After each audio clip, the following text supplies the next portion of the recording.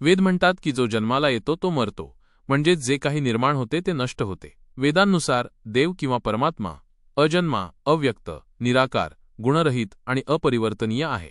अजनाम म्हणजे जो कधीही जन्माला नाही आणि जो कधीही जन्माला येणार नाही. प्रकट म्हणजे जो कोणत्याही गर्भाशयातून जन्माला आलेला नाही आणि स्वतः प्रकट झाला आहे. आणि अव्यक्त म्हणजे जो स्वतः प्रकटही नाही. निराकार म्हणजे ज्याला आकार नाही. निर्गुण म्हणजे ज्यामध्ये कोणत्याही प्रकारचा गुण नाही. निर्विकार म्हणजे ज्यामध्ये कोणत्याही प्रकारचा विकार किंवा दोष नाही. आता प्रश्न असा उद्भवतो की मग शिव म्हणजे काय? ते कोणत्या ना कोणत्या स्वरूपात जन्मले किंवा प्रकट झाले आणि त्यानंतरच त्यांचे लग्न झाले.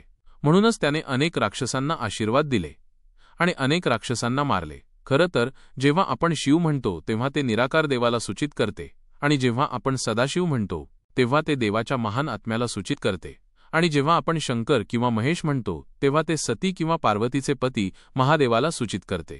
फक्त याच कारणामुळे हिंदू सर्वांना वेगळे करू शकत नाहीत आणि सर्वांना समान मानू शकत नाहीत. भगवान शंकरांना अनेकदा शिव असेही म्हणतात. भगवान शिव यांचा जन्म कसा झाला?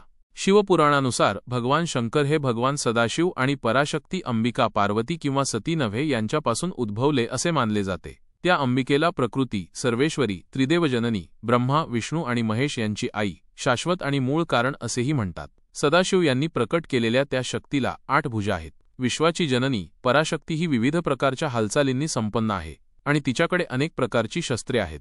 ती दुर्गा आहे, शक्ती आणि काळाची देवी, सदाशिवची पत्नी.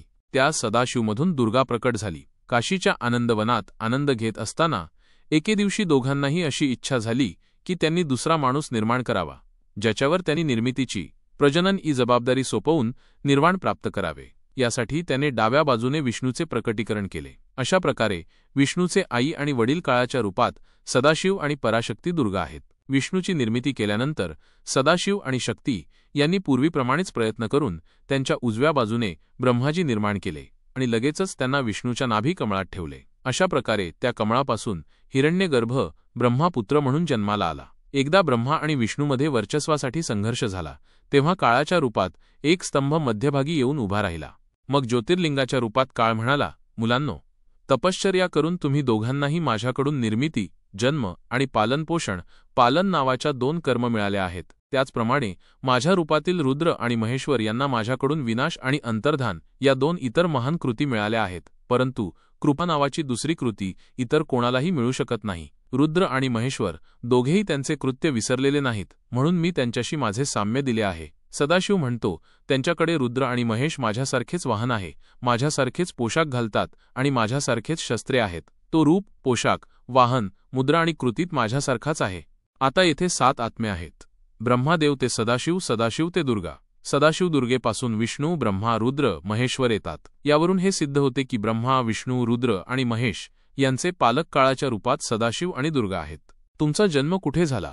त्या ब्रह्म सदाशिवने काळाच्या रूपात शक्तीसह शिवलोक नावाचा प्रदेश निर्माण केला होता. त्या महान प्रदेशाला काशी म्हणतात. तेच मोक्षाचे स्थान आहे. येथे शक्ती आणि शिव म्हणजेच ब्रह्मा सदाशिव काळाच्या रूपात आहेत आणि दुर्गा येथे पती पत्नी म्हणून राहतात. इथेच विश्वमातेनं शंकराला जन्म दिला. हे सुंदर ठिकाण काशीपुरी जलप्रलयाच्या काळातही शिव आणि शक्तीच्या सान्निध्यापासून कधीही मुक्त झाले नाही.